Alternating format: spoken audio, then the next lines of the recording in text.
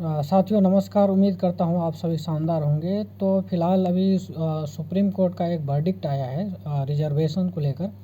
उसमें ये कहा गया है कि अगर आप रिजर्वेशन का फ़ायदा उठाना चाहते हैं तो आपको जिस एग्ज़ाम में जितने भी फेज होते हैं सारे फेज जो है, अगर आप जनरल कैटेगरी से फेस करते हैं तब आप उस जनरल कैटेगरी में काउंट आएंगे। अदरवाइज़ अगर मान के चलिए जैसे यूपीएससी की बात कर लीजिए तो यूपीएससी में प्रीलिम्स, मेंस और इंटरव्यू होता है।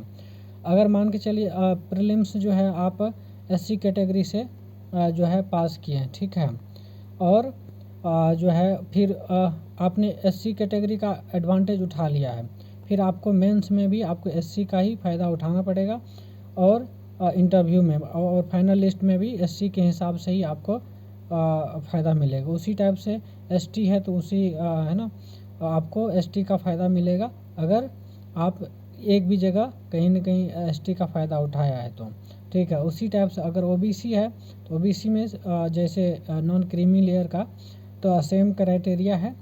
तो अब देखिए यहाँ पर क्या है कि अगर मान के चलिए आप जनरल से प्रीलिम्स भी क्वालिफाई करते हैं, मेंस भी क्वालिफाई करते हैं, इंटरव्यू भी क्वालिफाई करते हैं और फाइनल लिस्ट में अगर आते हैं तब जाके आपको सारे, क्योंकि आपने सारे फेज जो है जनरल कैटेगरी से किया है, तब आपको जनरल से काउंट किया जाएगा। उसी के हिसाब से आप मतलब आपका मेरिट बनेगा। क्लियर है?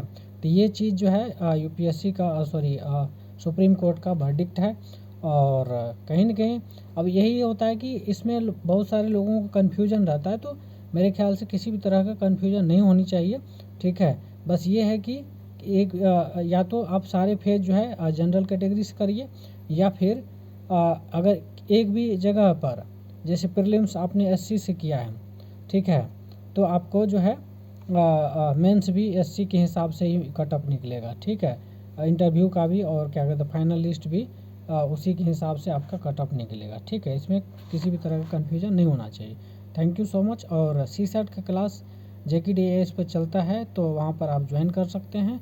उसके बाद JKD-IAS टेलीग्राम चैनल से कनेक्ट हो सकते हैं। वहाँ पर आपको गूगल मीट का लिंक जो है रेगुलरली आपको सेंड किया जाता है, तो वहाँ से आप रेगुलर क्लास कर सकते हैं। Thank you so much. इस चीज़ को ज़्यादा से ज़्यादा लोगों तक फैलाइए ताकि हर किसी को इसका फ़ायदा मिल सके। Thank you.